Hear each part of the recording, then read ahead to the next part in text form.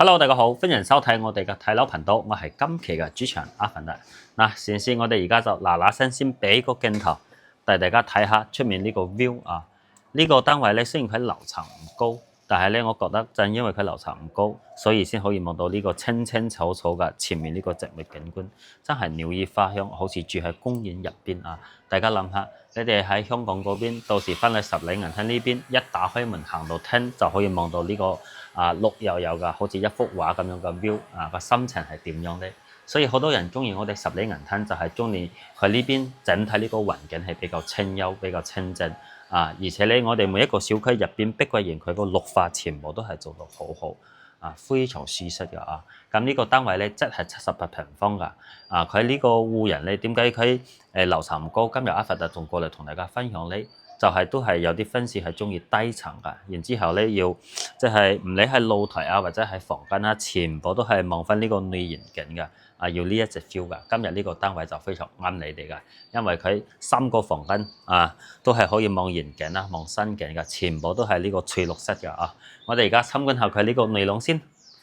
咁佢呢個廳咧就係一個豎廳嘅設計，廳入邊咧整體嗰啲內籠狀況都算係 OK 噶，因為我哋可以睇到佢牆面啦，全部都係有做咗呢個藝術漆。廳唯一比較差都係呢個位有少少嘅甩皮噶，咁後期咧就執一執補一補就 OK 噶。啊，樓層唔高啊，所以佢為咗防蚊蟲咧，佢全部有門啦、有窗嘅地方，全部都係加裝咗呢個窗紗噶啊。後期咧就係搞衛生就 OK 啦。咁廳入邊咧家電家私就係少咗一部電視機，到時你哋自己可以買翻嚟。咁我哋可以睇到佢呢個電視櫃咧都係定做翻嚟㗎。呢個位到時就可以放一個大概65寸嘅電視機係啱啱好㗎。因為我哋呢個係細心房㗎，電視機都唔使話太大部啊。咁呢個梳化啊、茶几啊，包括呢個餐台啊，全部都係有。反正都係實木家私睇個人。我覺得咧就話搞衛生，買一抹灰塵咧，仲可以留低繼續用啊。如果大家唔中意，咁就阿凡達幫大家清洗就 OK 啦。冷氣機都係配埋㗎，裝埋呢個掛機就喺呢個品牌格力㗎啊。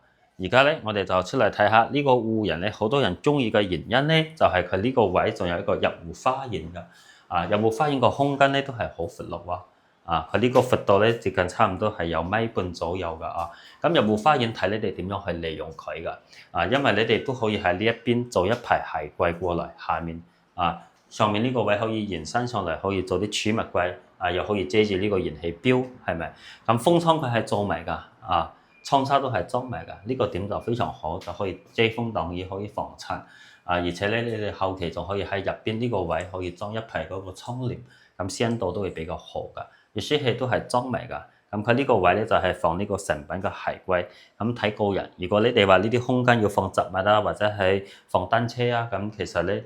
買一個成品鞋櫃都係 OK 噶啊。咁入嚟咧，我哋呢個戶人咧，佢都係非常通風涼爽噶。佢呢個主露台個坐向咧係西南向，但係咧成個屋入邊唔係話好焗啊，因為我哋到時咧入部花園呢個窗打開嚟，跟住我哋對面呢邊廚房嗰啲窗打開嚟，佢兩邊就係空氣對流嘅，係吹風㗎啊，所以好多人中意呢一隻戶人都係覺得佢呢個格式係比較好。我哋而家睇翻佢呢個廚房先。廚房係一個 L 型嘅設計，細心房，空間就唔係好闊咁呢個雪櫃啊、抽油機啊、爐頭啊，全部都係有就全部都可以留低。而且咧，廚房入邊我哋可以睇到都係明窗設計光線啊、通風性都會比較好。咁唯一咧就話佢呢個儲物嘅空間唔係話好多，睇個人好多業主就喺呢一邊做啲吊櫃都可以擠嘢，你哋可以自己安排㗎。呢個單位我始終覺得佢唯一比較差喺家電方面咧，就係佢呢啲燈比較暗少少，包括啱先個入戶花園，包括房間，包括廚房，你哋後期可以換咗佢㗎咁佢呢個板咧就本身係掛埋呢個位㗎，就可以用嗰個投影儀睇㗎咁後期你哋都可以重新掛上去。OK，咁我哋而家咧就睇翻佢呢個衛生間先。三房一衛喎，但係咧佢呢啲三房單位可以揾全部都係可以做到乾濕分離㗎而且入邊都係有窗排氣扇全部都係有，呢啲全部都係發展商嘅高標質素咧還可以，但係咧就好多人唔中意咧呢個鏡同埋呢個浴室櫃，覺得佢呢個款式咧係比較老土啲。如果你哋要換新都係可以，而家網上買翻嚟包埋安裝可能都係千零蚊，你哋可以換其他風格，好似嗰啲比如白色現代風格都係 OK 㗎咁水流水壓完全冇任何嘅問題㗎可以睇到下面咧睇下都唔係話有滲水漏水嗰啲問題，都係 keep 到好好 OK，我哋睇翻第一個房間啊，每一個房間我哋入嚟都要先俾個鏡頭，因為咧都係一片綠油油。打開門咧喺房間門口就可以望到呢個 view 噶，非常舒服啊！而且呢個位我哋可以睇到有個凹位，其實咧都可以喺呢一邊，你哋可以做個書櫃啊，咁樣咧就係可以望到出面嗰個綠色嘅景觀啊。咁入邊咧，我哋可以睇到房間佢都係有做呢個藝術漆噶啊，佢就呢個房間用翻呢個主題咧就係呢個天藍色噶，睇起嚟就非常親身噶啊。床咧就係米二嘅單人床，睇個人啊，可以留住用住先，或者你哋可以清洗完之後可以做啲榻榻米啊，因為呢個房間個空間唔係話好闊，做榻榻米咧就可以利用牆面呢啲空間，可以做啲櫃，可以放衣服啊、放被噶啊。咁我哋可以揾呢邊啲新房單位咧就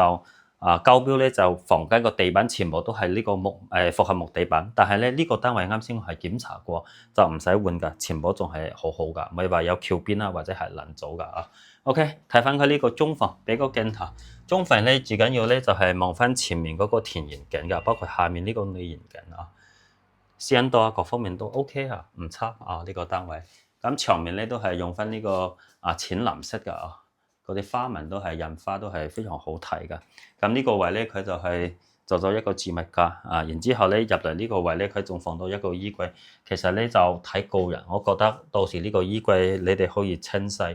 啊。然之後咧就係呢個位，你就重新利用起嚟，可以定製個衣櫃入牆分類。咁我哋過道旁邊呢邊就可以放一個梳妝台，咁呢個過道個空間就闊好多，唔係話一入嚟咧就係由呢個衣櫃咁樣組住啊，就感覺咧係比較差噶啊。睇翻主人房，主人房咧一入嚟咧望出去咧，全部都係呢個女園景，一片綠油油噶啊！呢個單位雖然樓層唔高，但係我覺得佢三個房間個 view 真係非常好，好舒適啊！入嚟咧，我哋可以睇到就係呢個位佢都係有買呢個成品嘅衣櫃喺度啊，都 OK 噶，留住先啊，可以慳啲錢。房間主人房我哋可以睇到就係呢個米白色噶，都係做到呢個藝術漆，牆面天花都全部都係 keep 到好好。窗邊罅位咧都唔會話有滲水漏水嗰啲問題，唯一咧就係呢個位有少少嘅開裂不過就係執一執補一補就 OK 噶，好細嘅問題。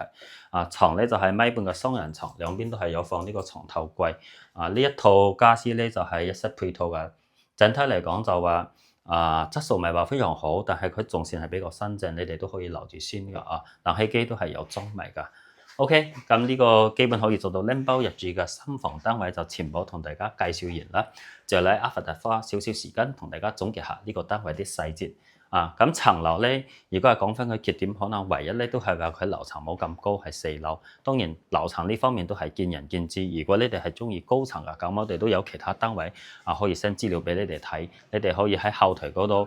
微信掃碼或者 WhatsApp 你係阿佛特。咁如果你哋係可以接受到呢個樓層，跟住咧你哋就係比較中意呢一隻 view 噶咁呢個單位就真係可以考慮。本身咧佢位置又好，喺三期呢邊，係開業灣呢邊跟住咧佢呢個戶型嘅格式都係比較通風嘅。然之後啱先大家睇到佢露台同埋三個房間全部都係望翻呢個綠色嘅植物景觀啦，或者係田園景。當然佢入邊家電家私都算係比較齊㗎。後期需要再洗嘅成本唔係話好高，產權都係親息㗎，冇低壓冇查封，隨時可以交易過戶。咁呢個單位咧就係滿咗2年㗎但係咧就唔使交呢個咩個人所得稅增值稅嘅，全部都唔使，就係交呢個契稅同埋呢個中介服務費就 OK 啦總價咧就係318000就可以攞低佢㗎。OK，咁如果呢層樓大家仲有咩唔清楚，就留言俾我啦。今期到呢度，我哋下期再見，拜拜。